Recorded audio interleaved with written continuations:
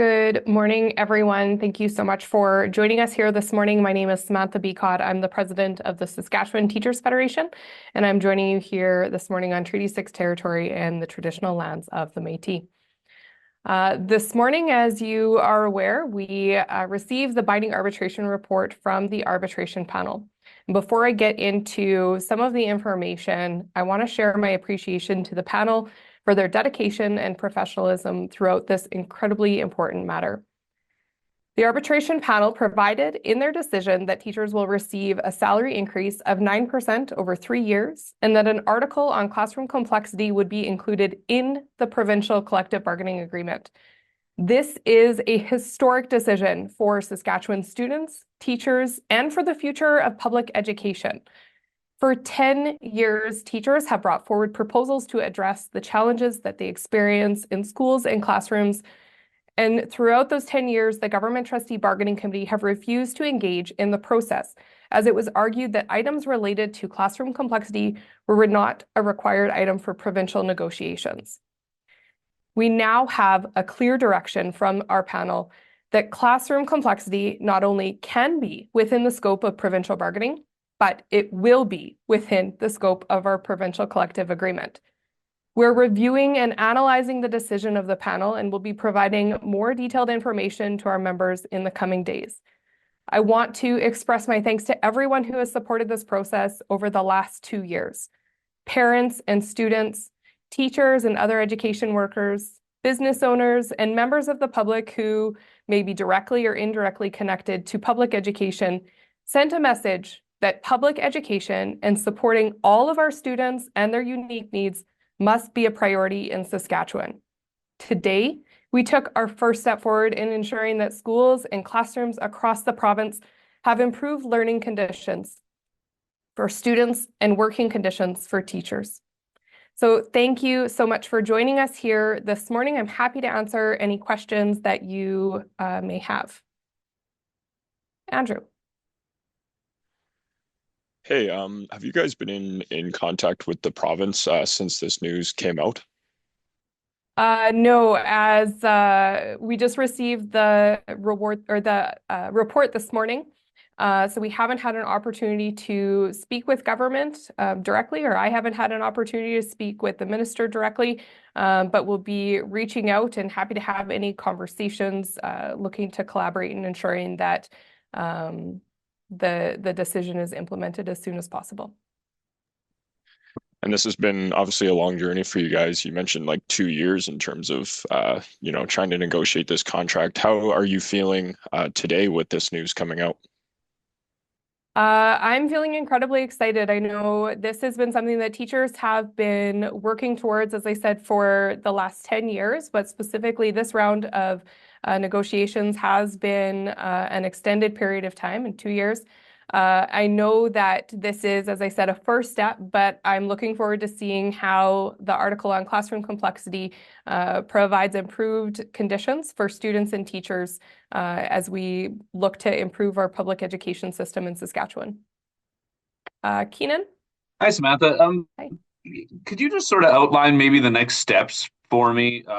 It looks like there's still some maybe work that needs to be done to kind of finalize the contractual language, if I have that correctly.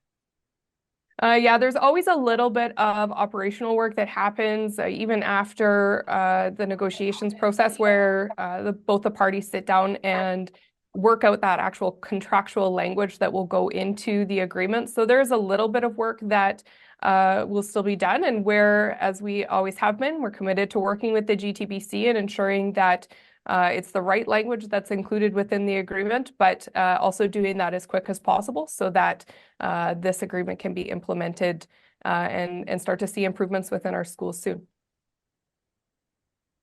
And then just so that I'm crystal clear, I guess, on what happens if the other side doesn't agree to this, in the news release it says that it'll be referred back to the arbitration board. Just if you could please just sort of outline exactly what would happen if the stalemate, I guess, on this issue continued. So as I said, we're expecting the GTBC to work with us collaboratively on the contract language. It's not looking at any of the substance, so that's not up for debate at this point. The arbitration decision is pretty clear that it is just looking at that contractual language.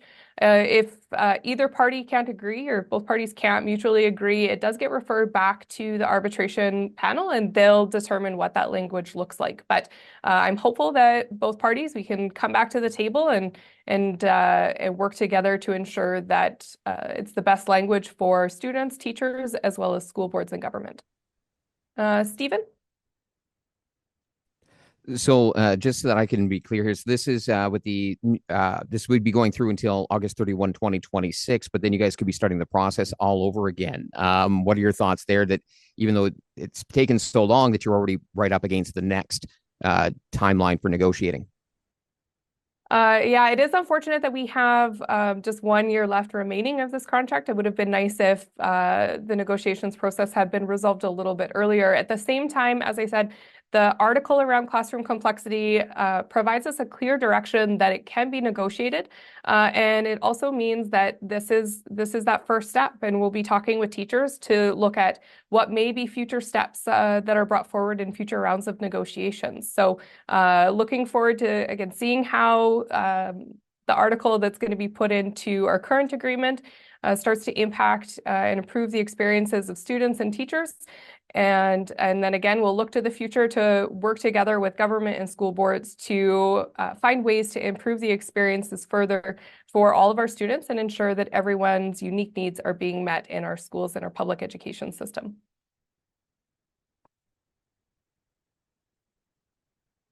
Scott? Right now. Hi, Samantha, can you hear me? Hold on. I can, yeah.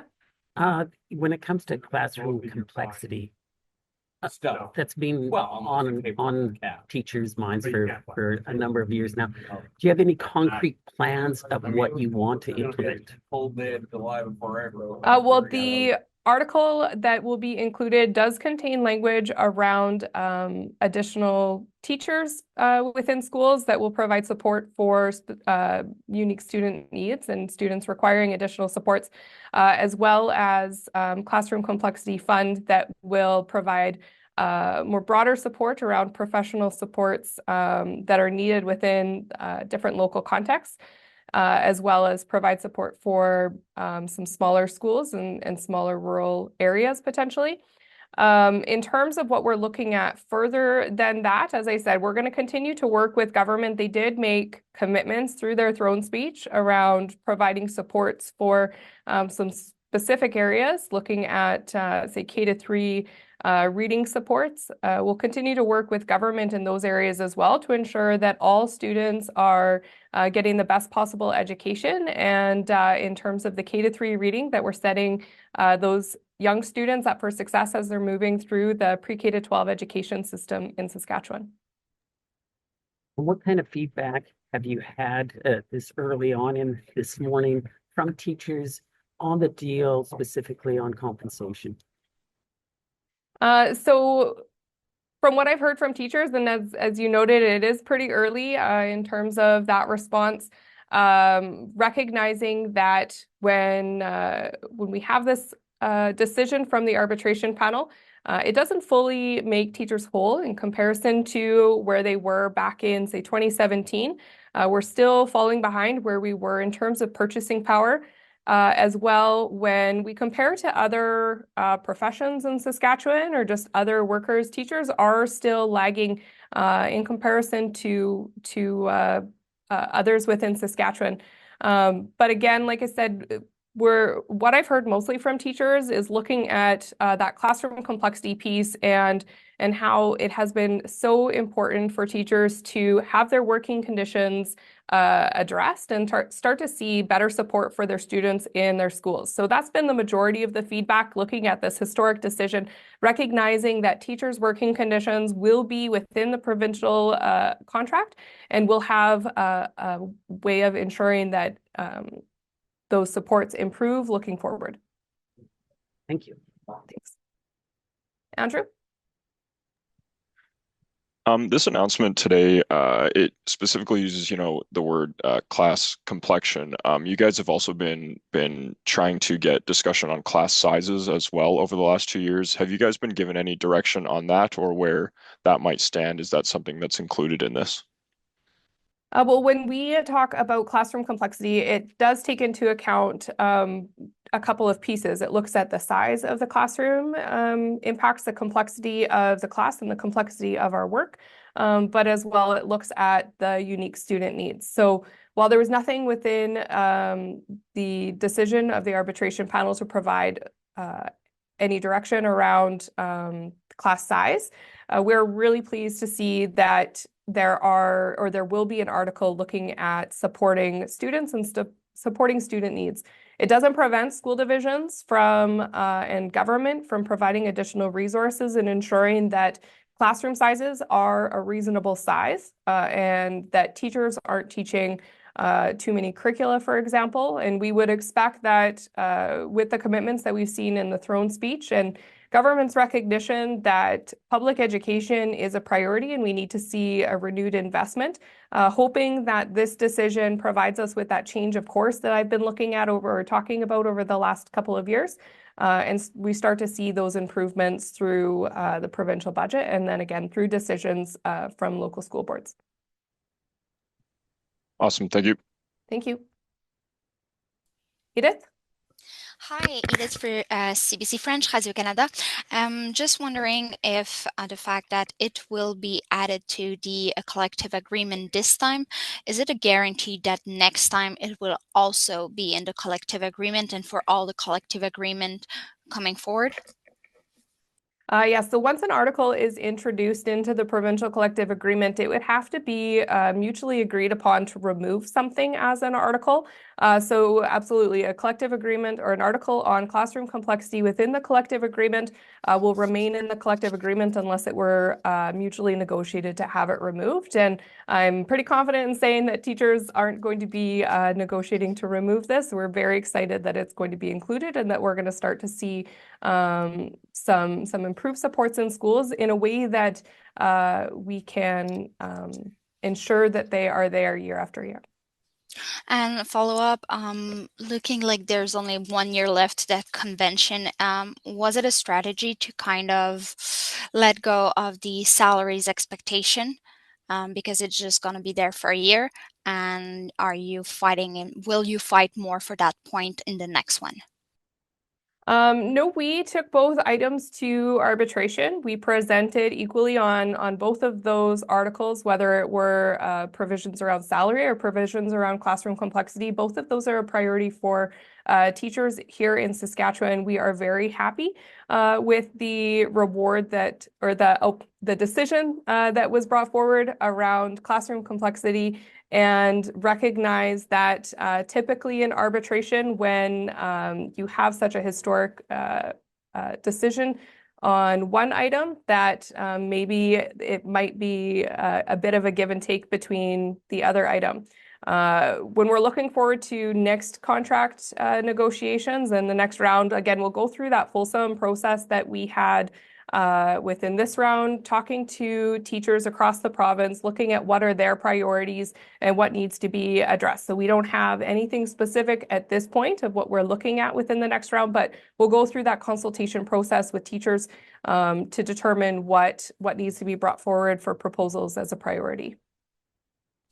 Thank you. Thank you. And then, sorry, I just noticed as well, there was a question in the chat. Is this the last part of the bargaining to be agreed upon? Is everything else finalized? So yes, we had all of the other items aside from teacher salary and classroom complexity, which were the two items going to arbitration. Everything else had been previously agreed to. So aside from determining that specific contract language within classroom complexity article, everything else is agreed to. So we're hoping that we can have the contract implemented as soon as possible, and so that students can start seeing those improved experiences and improved supports within their schools and their school divisions as soon as possible. So not seeing any other questions. I just again want to thank everyone who has shown support to teachers and students, public education, and demonstrated the value of ensuring that our students are well supported and the importance in having a strong investment in public education. It was clear that people understood what was at stake, whether it was teachers or members of the public.